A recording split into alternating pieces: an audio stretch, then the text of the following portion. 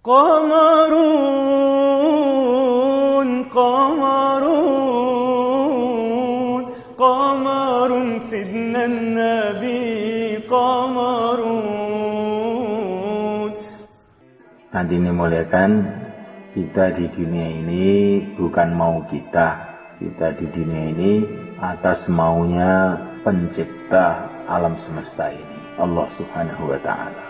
Kita dulu tidak ada di dunia ini, kemudian Allah telah adakan kita, Allah telah ciptakan kita dalam waktu yang tidak lama. Kemudian Allah akan pindahkan kita ke negeri yang kekal abadi, negeri akhirat. Hari berganti hari, bulan berganti bulan, tiba-tiba sudah hampir habis waktu kita di dunia ini. Dunia ini kelihatannya ramai sekali, tetapi setelah dunia ini lebih ramai lagi. Manusia-manusia mulai zaman Nabi Adam, semua di sana.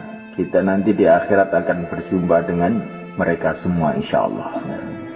Kita akan berjumpa dengan Nabiullah Adam alaihissalam, berjumpa dengan Nabiullah Nuh alaihissalam, berjumpa dengan kakek-kakek kita, nenek-nenek kita yang muslim.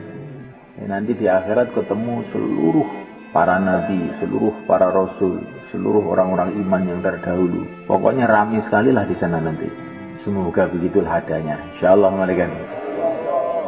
Jangan sampai kita ini terkesan dengan keadaan-keadaan dunia, hiruk pikuknya dunia ini yang cuman beberapa hari ini, sehingga kita lupa kehidupan yang kekal abadi yang selama-lamanya. Dunia ini dijadikan oleh Allah hanya untuk persiapan akhirat.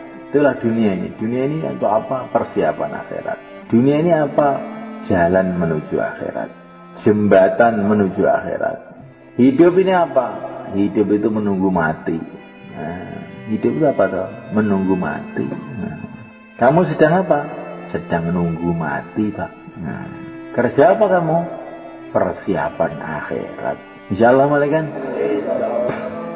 Hadirin mulakan Allah Subhanahu wa ta'ala. Dan kita di dunia beberapa lama ini ada tanggung jawab. Tanggung jawab kita adalah menghabiskan umur kita dalam agama. Tanggung jawab kita hanya itu satu itu aja. Habiskan umur di dalam agama. Kalau umurnya 1000 tahun ya 1000 tahun, 100 tahun ya 100 tahun, 50 tahun ya 50 tahun. Semuanya itu aja tugas kita. Kalau kita ini bisa menghabiskan umur kita dalam agama Allah, dalam ridho Allah, berarti kita ini telah sukses. Ada teman, nggak ada teman, orang suka, orang nggak suka, sehat, sakit, kaya, miskin, itu tidak penting sekali. Yang penting itu habiskan umur dalam ridho Allah, dalam agama. Setelah itu masuk surga. Nah, sudah. Di sanalah kaya semua, di sanalah sehat semua, di sanalah puas semua 100%. Aisyatun radiyah, kehidupan yang memuaskan, tempatnya memuaskan, istana-istana dari emas, dari intan, sungai-sungai dari susu, dari madu. Nggak ada cacatnya. Di dalam surga itu nggak ada cacatnya. Sempurna. Nggak ada istilah, wah ini genteng bocor perlu diperbaiki. Di surga nggak ada bocor-bocor, itu nggak ada. Semua sempurna. Aisyatun radiyah, puas 100%. Apa yang kita mau langsung Allah jadikan. Kalau di dunia apa yang kita mau, maka kita ini harus bersusah payah. Mau rumah, bangun rumah. Mau mobil, cari duit untuk beli mobil. Di dunia ini maunya tambah banyak, susahnya tambah banyak jadinya itu. Maka penyelesaian masalah dunia itu satu aja, jangan mau, sudah selesai. Kamu mau mobil, Pak? Enggak mau. Sudah selesai. Kalau mau, dan ini masalah nanti. Harus cari ini, cari itu. Tapi kalau di surga, apa yang kita mau, Allah jadikan. Apa yang kita minta, Allah datangkan. Semoga kita dimasukkan ke sana. Ya. Badannya memuaskan. Kuat, kokoh, besar, tinggi, ganteng. Sinar wajahnya ahli surga itu bisa dilihat dari jarak 1000 tahun perjalanan.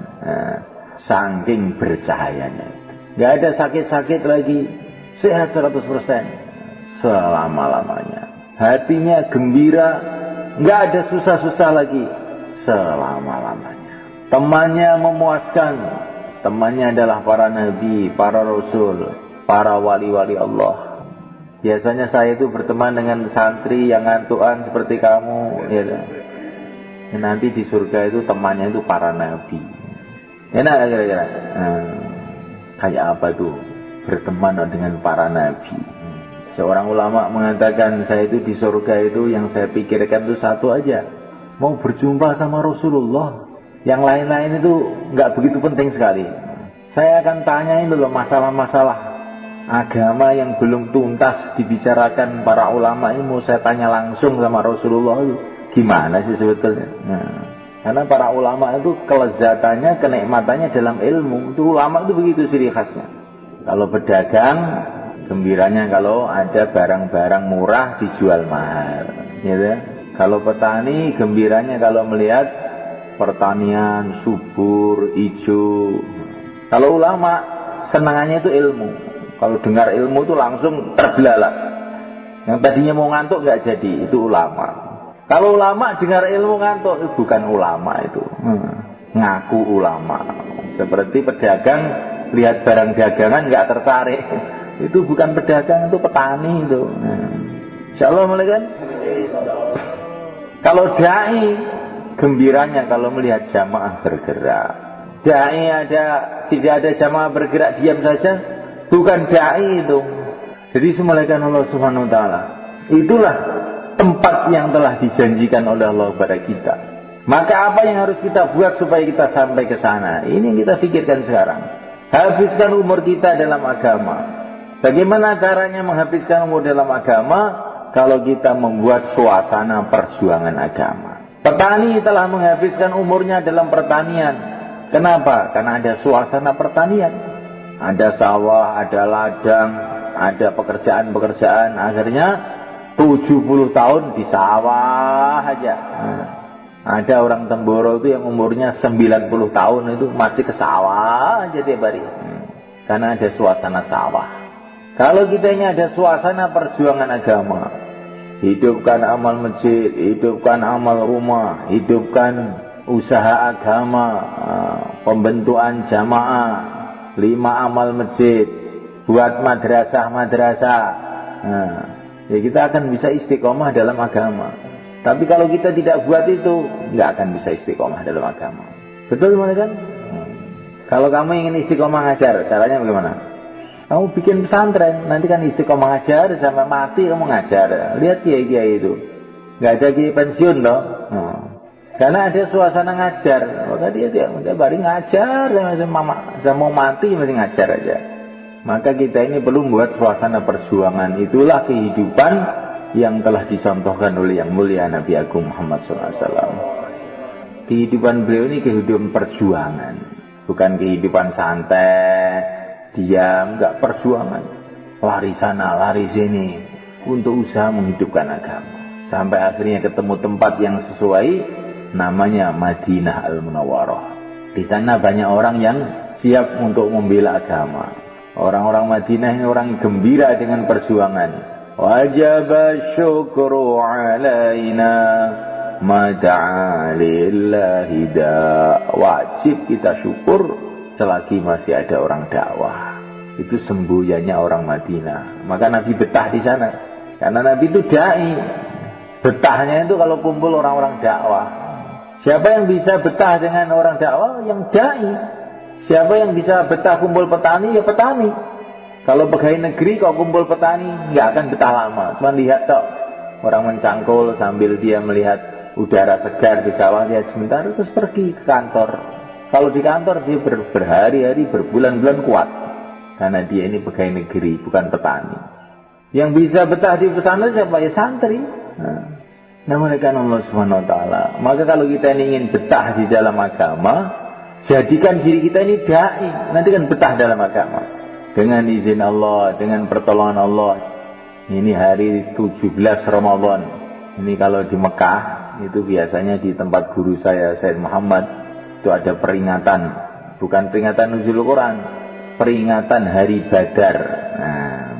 Nah, 17 Ramadan ini perang Badar, di mana Allah telah mendatangkan pertolongan pada umat Islam. Sehingga tidak lama kemudian berbondong-bondong orang masuk Islam setelah Badar. Jadi semalaikan Allah Subhanahu wa taala, ini Ramadan ini kita doa kepada Allah agar kita ini oleh Allah dibuka hatinya sehingga menghabiskan umur yang entah tinggal berapa hari ini enggak tahu untuk ridha Allah, untuk agama Allah. Insyaallah malaikan. Inilah pekerjaan yang terbesar. Tidak ada orang yang paling mulia, tidak ada orang yang paling cerdas, tidak ada orang yang paling berpengalaman melebihi yang mulia Nabi Agung Muhammad SAW.